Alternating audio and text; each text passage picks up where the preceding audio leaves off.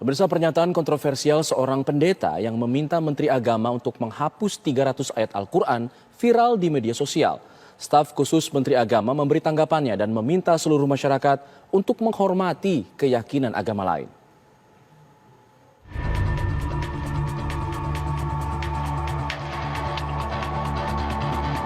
Video seorang pendeta bernama Saifuddin Ibrahim mendadak viral di media sosial, sekaligus memicu kecaman dari masyarakat. Pasalnya, dalam video, Saifuddin meminta Menteri Agama Yakut Khalil Qomas untuk mengganti kurikulum di pesantren yang dianggapnya sebagai sumber radikalisme.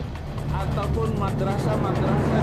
Selain itu, Saifuddin bahkan menyarankan agar Menteri Agama menghapus 300 ayat Al-Quran yang menurutnya berbahaya. Islam fasik. Karena sumber kekacauan itu adalah dari kurikulum yang tidak benar. Bahkan kurikulum-kurikulum di pesantren, Pak, jangan takut untuk dirombak. Bapak periksa, ganti guru-gurunya yang... Karena pesantren itu melahirkan kaum radikal semua. Bahkan kalau perlu, Pak, 300 ayat yang menjadi pemicu hidup intoleran, pemicu hidup radikal dan membenci orang lain karena beda agama, itu di-skip atau direvisi atau dihapuskan dari Al-Quran Indonesia. Ini sangat berbahaya sekali. Menanggapi hal ini, staf sus Menteri Agama Isfah Abidal Aziz menyayangkan ucapan pendeta Saifuddin tersebut. Isfah meminta seluruh masyarakat untuk menghormati keyakinan agama lain. Selain itu, Isfah menilai ucapan yang menyudutkan agama lain untuk tidak perlu terlalu direspon atau ditanggapi.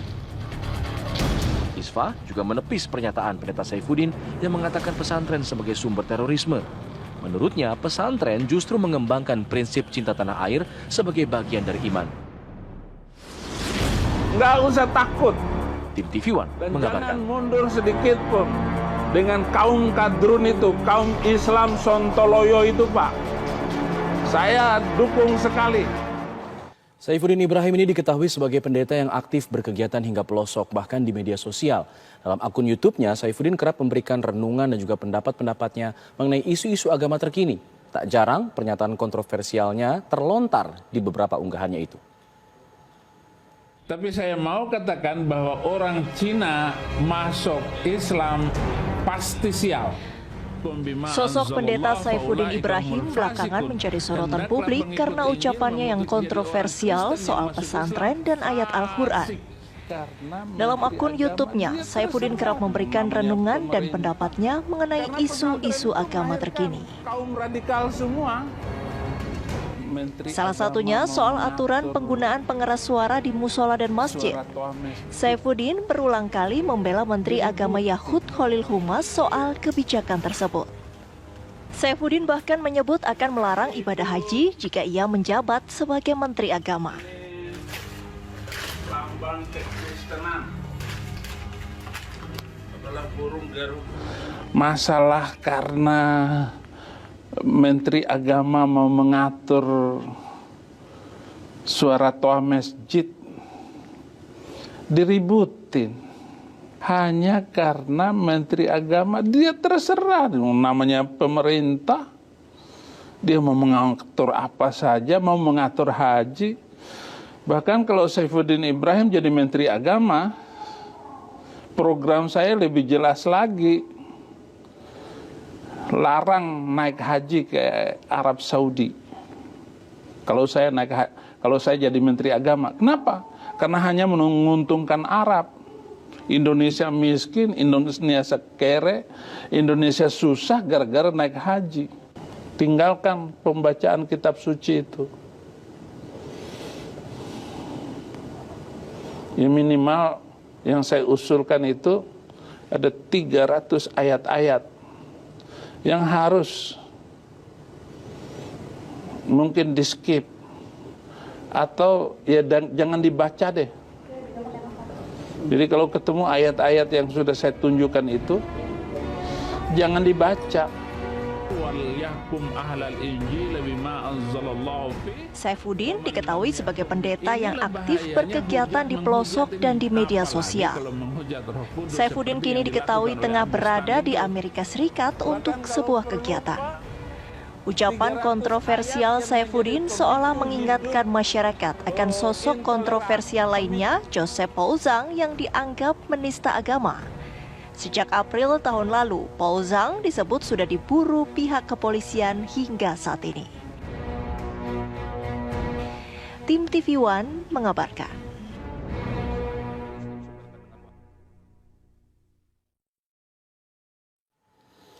Sementara itu, Persekutuan Gereja-Gereja Indonesia atau PGI mengimbau masyarakat untuk tidak merespon pernyataan yang provokatif. Menafsirkan kitab suci agama lain bukanlah hal yang tepat dalam menyampaikan ceramah. Memang kita selalu, PGI ini selalu dibuat repot oleh tindakan personal ya. Jadi sebetulnya itu kan suara pribadi ya. Opini pribadi, tidak ada hubungan dengan PGI atau gereja-gereja pada umumnya, oleh seorang yang ya sebetulnya lebih banyak memposting pernyataan-pernyataan yang kontroversi dan sifatnya agak provokatif di akun YouTube-nya sendiri ya. Jadi kalau PGI sebetulnya sejak awal tidak mau urus tuh kasus-kasus begini ya, nggak mau terlibat sebetulnya. Ya, cuma kadang-kadang agak sulit ya karena dimintain pendapat terus, dimintain sikap ya. Nah, jadi sikap PGI sebetulnya nggak terlalu merasa penting mengurus yang begini karena media sosial itu media yang lebih bebas sekarang dan semua orang bisa melakukan apa saja di sana sesuai dengan opininya sendiri ya. Nah, karena itu untuk kasus ini sebetulnya PGI merasa ya kalau mau melakukan penilaian dan bersikap sih tidak tepat ya, karena urusan kitab suci agama lain itu nggak bisa diurus oleh orang yang beragama lain ya, apalagi kalau kemudian mengaku sebagai pendeta gitu. Bagaimana kemudian masyarakat semestinya menyikapi adanya pernyataan-pernyataan kontroversial maksud kami yang diucapkan pemuka agama lain yang menyudutkan agama tertentu. Kita sudah terhubung bersama dengan Ketua MUI, ada Kiai Khalil Nafis. Selamat siang, Assalamualaikum Kiai. Waalaikumsalam warahmatullahi wabarakatuh. Dari Kemenak, dari PGI meminta agar masyarakat tidak reaktif, tidak terprovokasi. Tapi kemudian ucapan-ucapan kontroversial semacam ini terus terjadi. Bagaimana kemudian umat seharusnya menyikapi hal-hal semacam ini, Kiai? Ya, kita punya jalur hukum ketika ada sesuatu yang tidak tepat dan kita merasa tersinggung. Jadi jangan sampai mengambil tindakan hukum sehingga melanggar hukum. Saya sama dengan Mas Jerry Semampau dari PGI yang sebenarnya malas ngerespon ini. Maka saya di Twitter menyampaikan ya sudahlah, ini diperiksa aja kejiwaannya oleh dokter jiwa dan periksa oleh polisi. Karena dia sudah menodai pada agama lain menurut persepsi kami. Ini kan sama dengan yang sebelum-sebelumnya, saya juga hadir langsung sebagai saksi kasus MKC itu, yaitu untuk memberi pelajaran sebenarnya agar kita tidak sembarangan lompat pagar ya, masuk kepada keyakinan orang lain, lalu juga dia apalagi menistakan. Kita menafsirkan saja pada agama atau kitab suci orang lain pun juga di depan umum hati-hati. Karena bukan bidangnya dan khawatir juga tidak sesuai dan itu melukai perasaan pemeluknya. Itu pun demi kebaikan dan toleransi antara kita. Oleh karena itu memang tidak perlu disikapi terlalu reaktif. Saya punya keyakinan segera bertindak penegak hukum. Sebagaimana kepada yang sebelumnya kita pasrahkan dan kita serahkan dan mungkin kita lihat perkembangannya.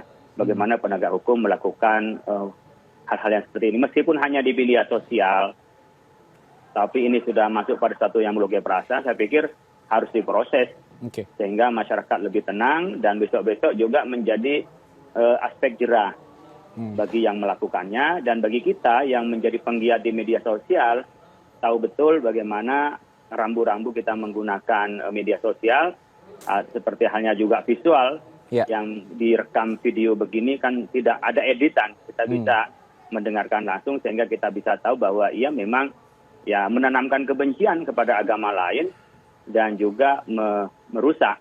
Seperti halnya umpamanya selain soal ayat Al-Quran sebagai kitab suci kita, kemudian menyinggung terhadap entitas pendidikan agama pesantren Ya. yang sudah jelas terbukti di Indonesia ini adalah juga pejuang kemerdekaan, dan alumninya seperti Gus Dur jadi presiden, seperti Kiai Ma'ruf wakil presiden, dan kalau DPR menteri udah nggak kehitung, dan termasuk menteri agamanya sekarang alumni pesantren. Ya. Jadi sudah jelas sangat kontraproduktif. Baik. Yang saya setuju nggak terlalu direspon lebih besar lagi, tetapi penegak hukum harus melakukan ya langkah-langkah hukum agar tidak nanti orang dengan berani, dengan mudah lalu masuk pada keyakinan orang lain, apalagi sampai menistakan kepada agama lain. Ya, kalau Kiai mengatakan ini harus diproses hukum, bukankah ini masuk dalam delik aduan? Jadi harus ada yang mengadukan dulu. Apakah di sini MUI akan menjadi pihak pelapor mungkin? Saya sejak dulu melihat MUI tidak pernah sebagai lembaga pelapor. Dan saya sudah dengar masyarakat yang melapor. Sudah ada berarti? MUI siap untuk memberikan saksi. MUI siap memberikan saksi, memberi keterangan ahli berkenaan dengan perspektif agama. Berkenaan dengan penegakan hukum yang melaporkan, kita serahkan kepada masyarakat sudah dewasa, dan biasanya tanpa dikomando toh masyarakat sudah melakukannya. Jadi kita membiarkan kepada masyarakat berpartisipasi melalui jalur hukum, sehingga hal-hal yang berkenaan kebangsaan, pelanggaran hukum, masyarakat terlibat di dalam penegakan hukum dan menjadi perhatian kita untuk kesadaran hukum. Tapi apakah kemudian MUI memiliki catatan mengenai yang bersangkutan ini, karena kabarnya yang bersangkutan pernah mengajar di pesantren dulu waktu itu masih menjadi beragama Islam seperti itu? Kita punya namanya lembaga dakwah khusus, melakukan dakwah yang underground, yang itu tidak pernah diekspos. Ya. Kita sudah punya catatan tentang orang yang bersangkutan, dan sudah banyak dicegah oleh teman-teman ketika berkenaan dengan melakukan hal yang tidak baik kepada umat, dan bahkan diajak untuk dialog, ya, dan juga dilakukan pencegahan gitu oleh kita. Tapi tentu kita tidak bisa, saya tidak bisa menjelaskan lebih rinci, karena itu bagaimana kita bisa diselesaikan secara diam-diam, secara baik kita lakukan. Tapi ketika sudah menjadi ranah publik begini, yang sudah menjadi ya mungkin kemarahan ya sebagian umat, dan umat sekarang lebih dewasa, tidak reaktif, ya tentu di sini saya punya keyakinan penegak hukum cukup bijak lah untuk merespon hal ini sehingga bisa diproses secara hukum. Bukan berarti kita tidak protes besar-besaran, kemudian kita tidak melakukan sesuatu, berarti setuju, tidak. Oleh karena itu harus disikapi oleh penegak hukum bahwa ini kedewasaannya masyarakat, karena percaya bahwa penegak hukum itu adalah bekerja dengan baik untuk orang-orang yang merusak terhadap kebinekaan kita, merusak terhadap NKRI kita, dan merusak terhadap toleransi.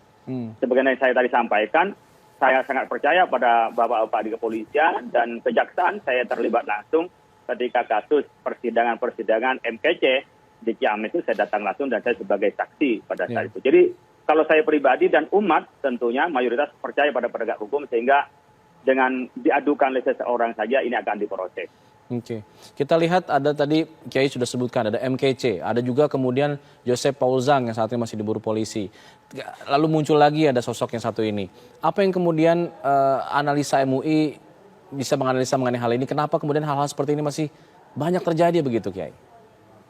Pertama, sekarang banjirnya informasi. Orang-orang sekarang dengan mudah mendapat informasi. Yang kedua, sarana bagi semua orang dalam seluruh levelnya itu punya hak yang sama untuk diekspos, untuk menyampaikan pikirannya. Nah, di sini ada yang literasinya masih belum cukup, sehingga dia bisa berbuat yang menurut dia adalah pikirannya, tapi tidak tahu bahwa itu pertama melanggar hukum, yang kedua adalah menyinggung perasaan orang lain. Yang ketiga mungkin ada masa lalu yang dilaluinya, yang secara pribadi kurang nyaman, kurang sehat, sehingga dilampiaskan, sehingga mengeneralisir. Umpamanya ada kaitan dengan seseorang yang orang ketepatan beragama Islam, kemudian mengeneralisir umat Islam, kira-kira seperti itu. Oleh karena itu, kita perlu hati-hati, jangan sampai bertindak marah di publik, apalagi sampai melanggar hukum, karena nanti publik tidak tahu asal-usul dan latar belakangnya, tetapi perbuatan kita yang merusak terhadap tatanan sosial, kesantunan, dan juga penghormatan dan toleransi, tentu akan berhadapan dengan hukum dan juga akan berhadapan dengan kemarahan umat. Baik. Terima kasih Kiai Holil Nafis sudah bergabung bersama kami di Kabar Siang. Kita harapkan nanti jika tadi yang disebutkan sudah ada yang melaporkan, semoga bisa segera diproses oleh pihak kepolisian.